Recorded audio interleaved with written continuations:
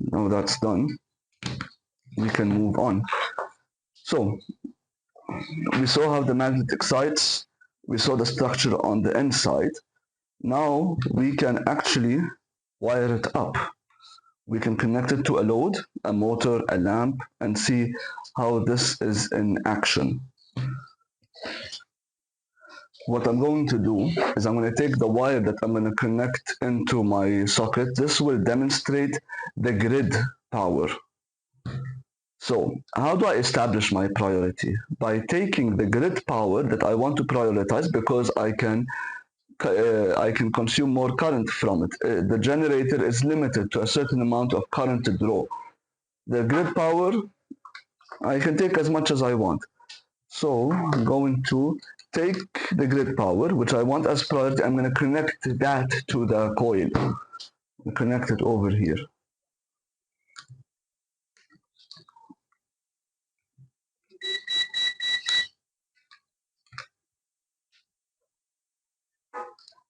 So now the grid power is going to be priority. Now what did we say we have to do? I need to deliver the power from the grid. So I am going to take a wire that is going to go to the outside parts. Because remember, once I excite the coil, the outside parts are going to close. They are going to conduct and the middle ones will open. So I'm going to connect it to the outer part. I'm going to take this. I'm going to take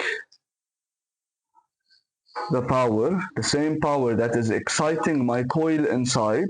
This goes in, and I'm going to tell it that I want this power to be distributed. That's going to go right there. I just put a jumper. Then I'm going to take another wire for the negative, one for the live and one for the negative.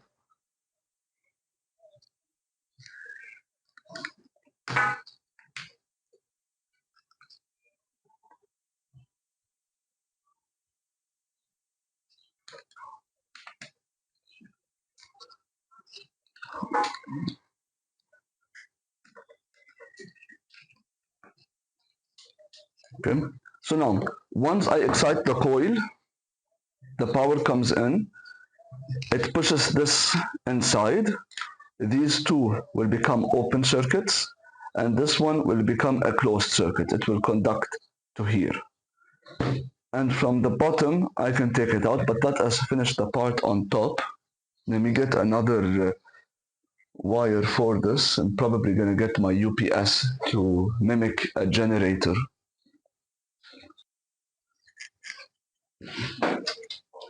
So I got my UPS. Let's wire it up.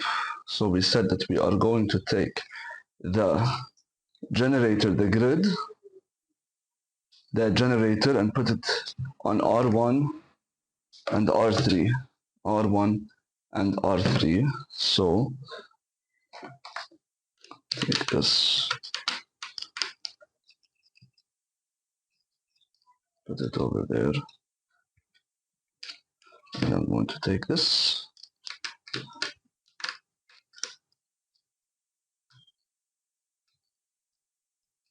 I'm going to put it in there. Okay. Excellent. And this will hook up to the UPS. I'm not going to hook it up now because we've done the input. We've set priority for the grid. That's done. And we've hooked up our generator to the middle. Excellent. Now I need to get my outputs, which will need more wire. So we said that R4 will should be shorted with R4 and R2 will be shorted with R2 because these are going to switch to give me positive and negative.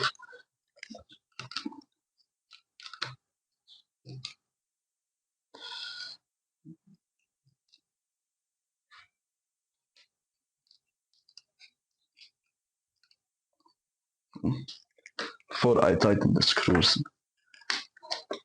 And I need to have R2 with 2.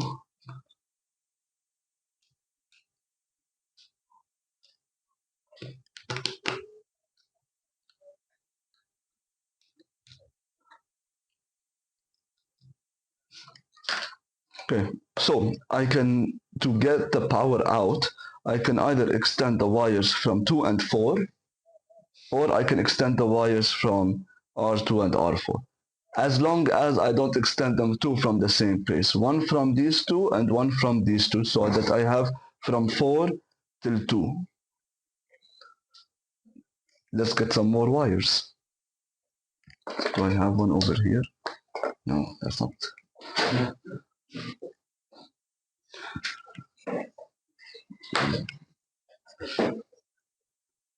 So we will hook up the gray to R2, just to stay within some color convention,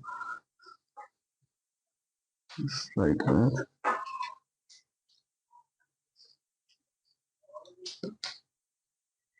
And tighten that screw.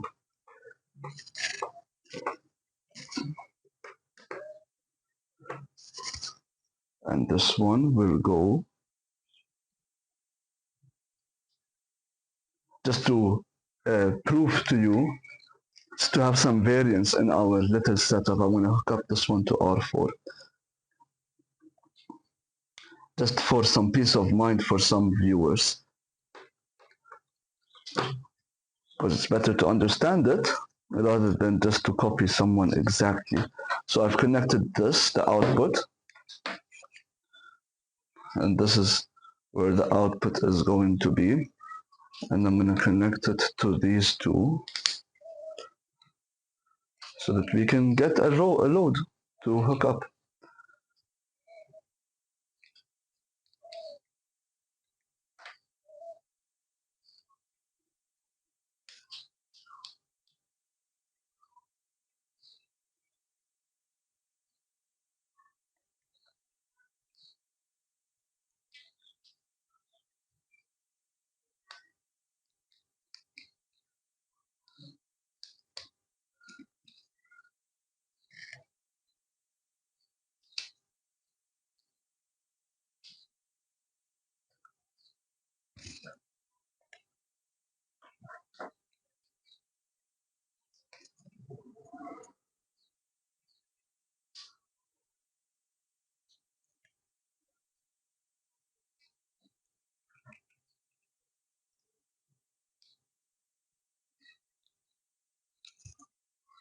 Okay. So the outputs are now over here. What shall we connect to it? Let's connect to it. Yeah, this is spotlight.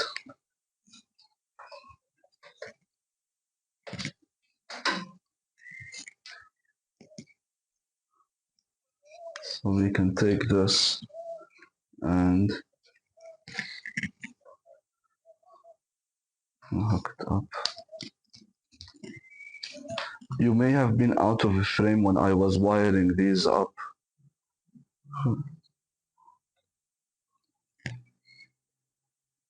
This one might be a little tight. Let me see if I can find a larger one. Okay, take this. Flimsy connections, absolutely flimsy connections.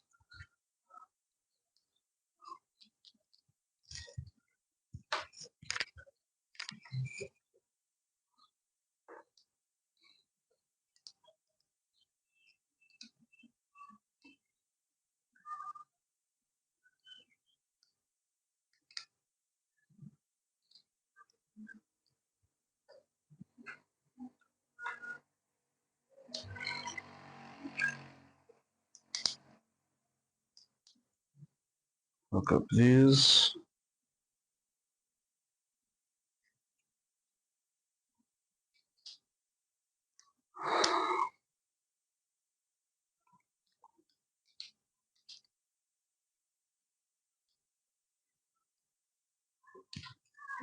Okay, I think we're good to go. Let us see what we get. Will it blow up or will it not blow up? Let me give you a better review. Where's the light? Oh, it's right there.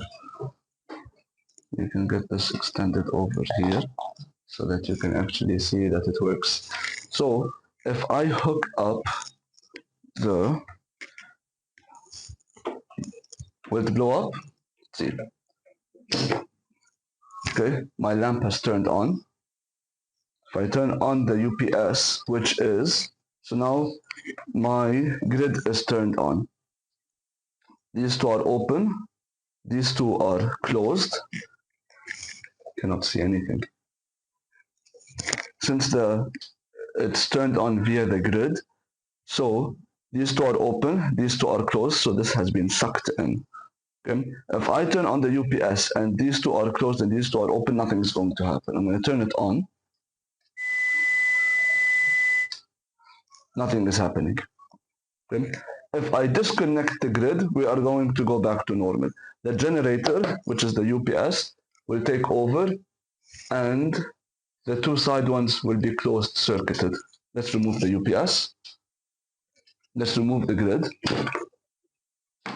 Why no work?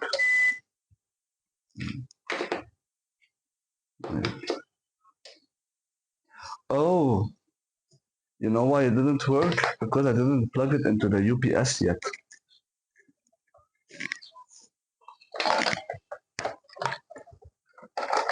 There we go.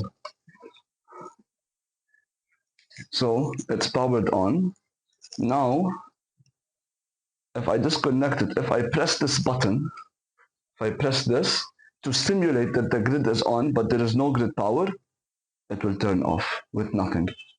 If I put the grid power back on, it has closed the circuit. If I remove it, the light doesn't even have time to turn off. Closed, open. So that is the changeover contactor. Maybe next time we will also explain. Now we will go onto the three-phase contactor, which is a bit different, and we can integrate them together.